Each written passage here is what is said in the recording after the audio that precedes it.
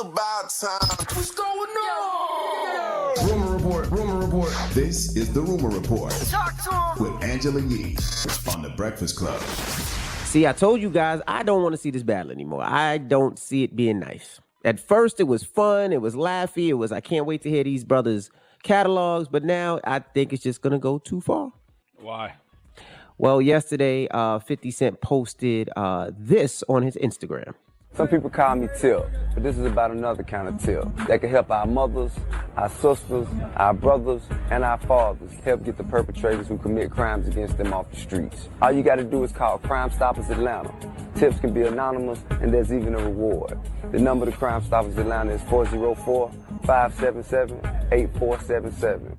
Well, listen, man, everybody is saying, like, yo, this is going too far, but this is what I expect. Like, let's keep in mind that T.I. and 50 Cent are, I guess what you would call gangster rappers who both love to pop and they have senses of humor. I didn't think they would go to the cooperating with law enforcement slander so quick, but this is where we are. And this has the potential to be the most entertaining verses yet because of the way these brothers communicate with each other and because they both have great music. But I still got Tip for the win. I will also say, too, y'all can say what y'all want about that Crime Stoppers commercial, but it's the difference between snitching and crime prevention. And I would love to see y'all calling Crime Stoppers on those folks who shot and killed those kids this weekend in various cities across America. That 8-year-old queen, Sequoia Turner, who got killed in Atlanta. Yes, call Crime Stoppers if you know who her killer is. Kind of tone deaf to clown T.I. about that at a time like this.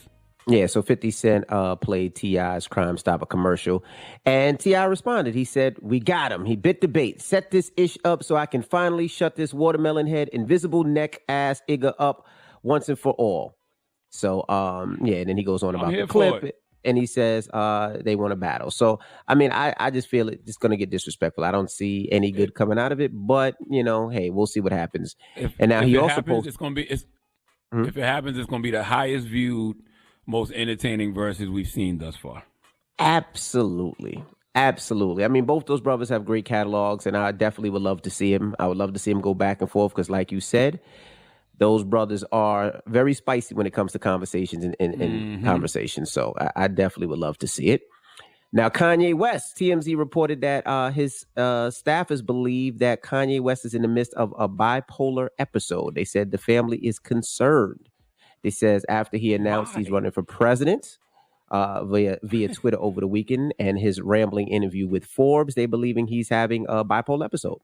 He wasn't rambling. He was having a verbal scream of consciousness. And Kanye has said he wants to run for president several times. So every time he says he wants to run for president, he's having a bipolar issue. That's actually my biggest problem with this whole thing. Like, why the media chose now of all times to make this a legitimate story. The fact that they have chosen to make this a legit story now says more about the media than it does about Kanye. Kanye said he wanted to run, I think it was in 2015 on stage at the VMAs, and he's repeated that he wants to run for president several times. But now when it's the most dangerous election of all time, and I put that in air quotes, and the soul of the country is at stake, now the media chooses to make this a story. Like, stop, man. The media has actually ignored qualified, experienced presidential candidates. Ask any of those 37 million Democrats that ran last year. So they can ignore Kanye West if they wanted to, but they don't want to because those stories create headlines for them. Kanye's stories are good clickbait, and these media outlets,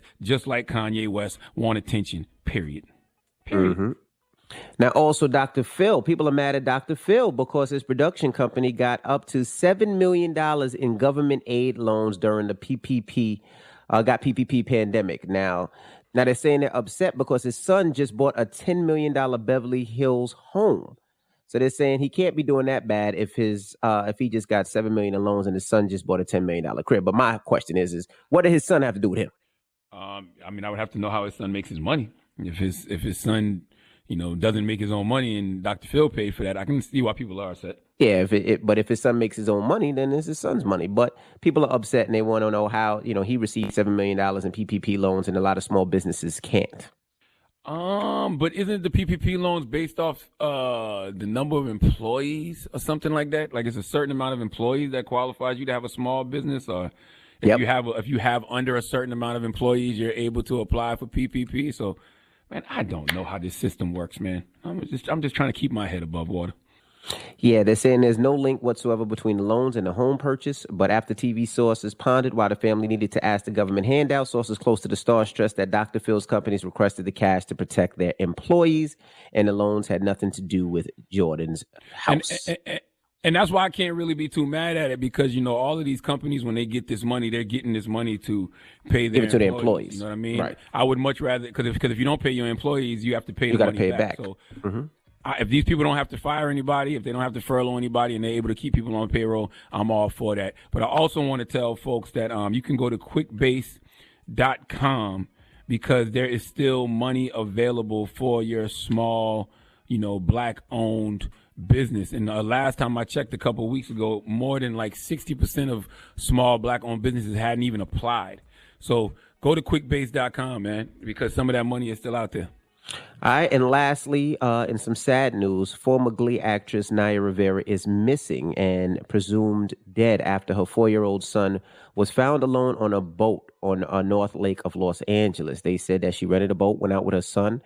Her son said mommy jumped in the water and never came back, and they found her son sleeping in the boat alive. That story is horrible.